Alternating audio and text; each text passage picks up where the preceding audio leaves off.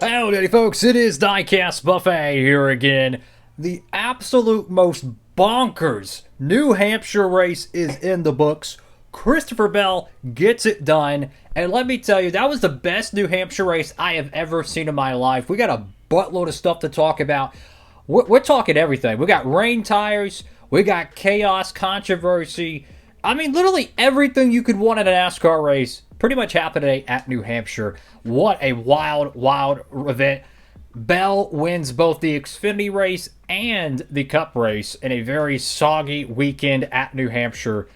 Holy cow. The race win diecast will probably be made for the 164 and 124 for the Cup Series. I don't know about the Xfinity joint. It would be cool if that was the case. But nonetheless, you can pre-order that over there at Circle B Diecast. Use promo code Diecast Buffet. Is it on this side of the screen or is it on this side of the screen? I have no idea. Anyways, we're going to be talking about it. Of course, thank you for all those who do use that promo code. So, my honest thoughts about this race weekend. I had absolutely the lowest expectations possible for this race weekend because it's New Hampshire. It's arguably one of, if not the most boring racetrack on the circuit by the next-gen Cup Series standards.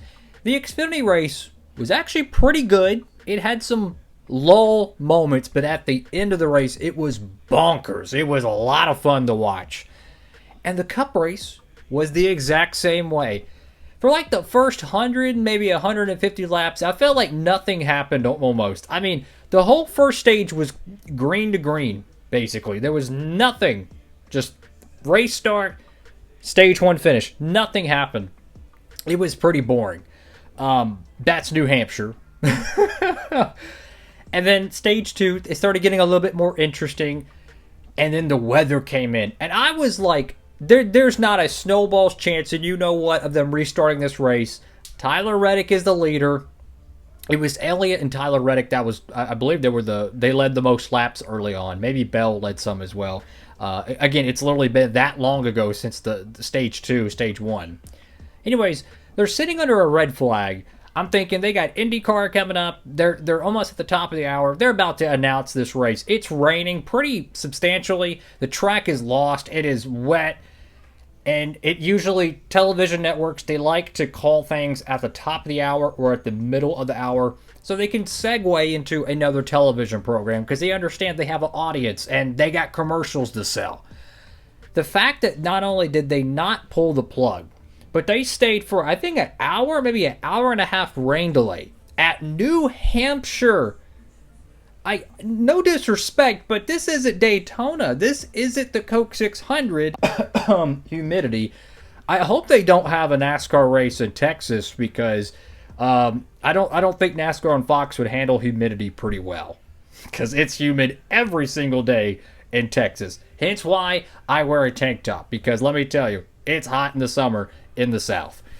Anyways, New Hampshire, one of the more, I wouldn't say least important races of this season, but it's not one people are going to go crazy over if they called it, right? The Coke 600 is a very important event.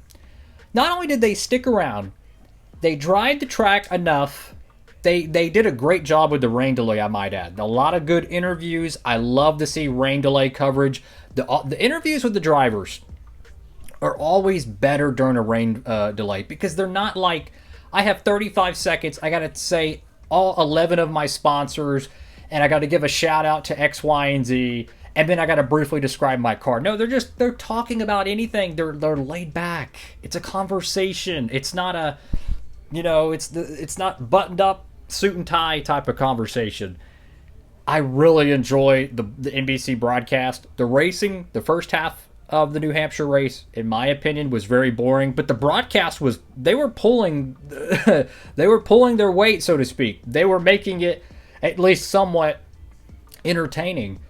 It's just a million times better than the NASCAR and Fox promotion, in my opinion.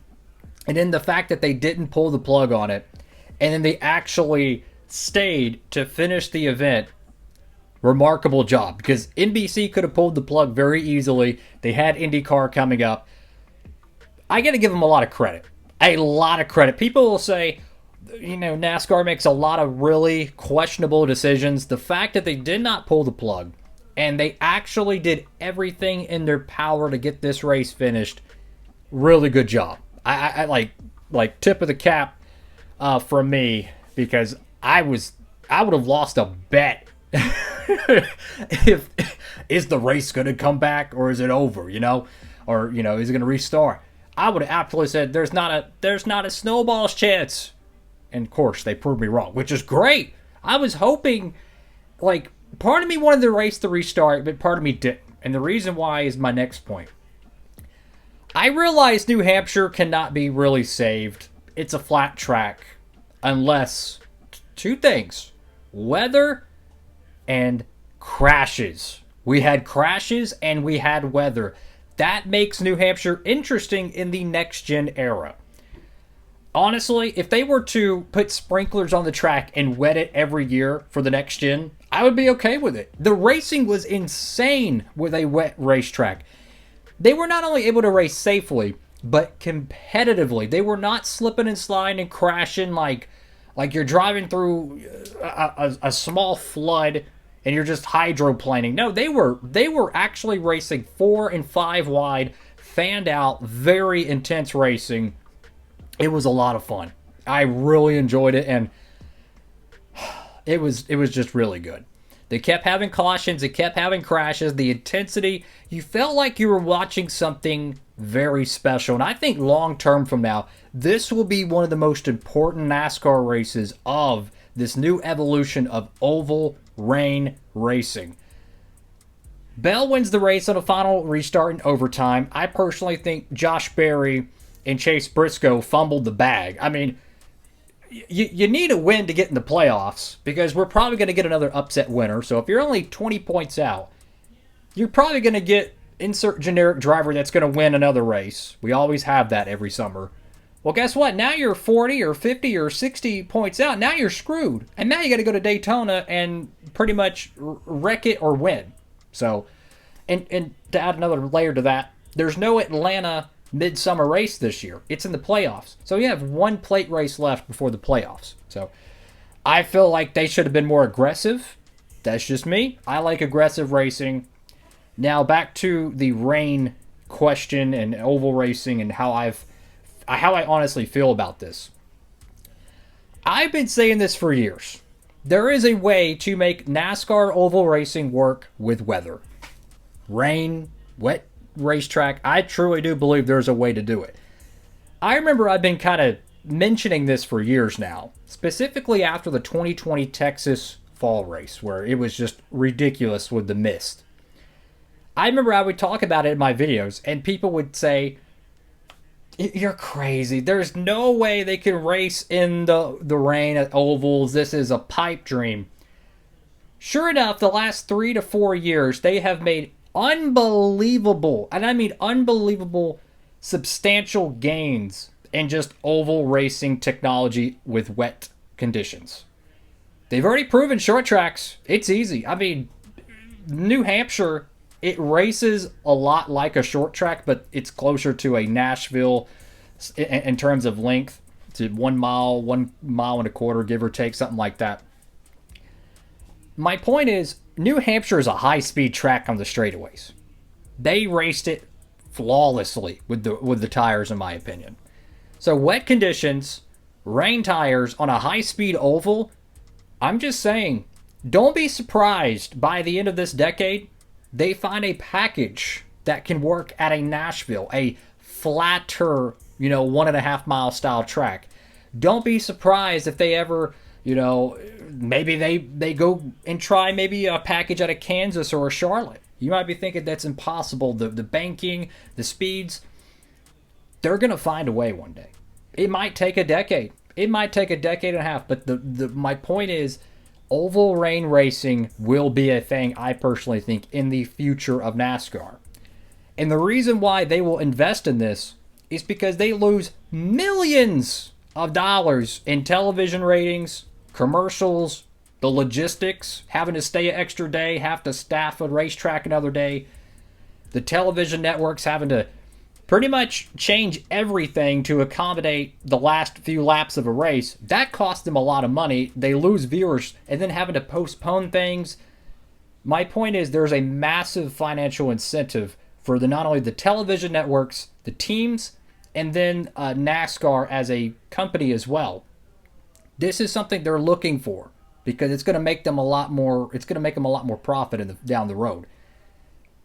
New Hampshire, I think, pushed the boundaries of rain oval racing, and I think it's only going to continue to grow. I would not be surprised 2035 they're racing at Bristol in the rain. I don't know how they'll do it, but let's not forget they went from horse and buggy carriages to space rockets in 50 years.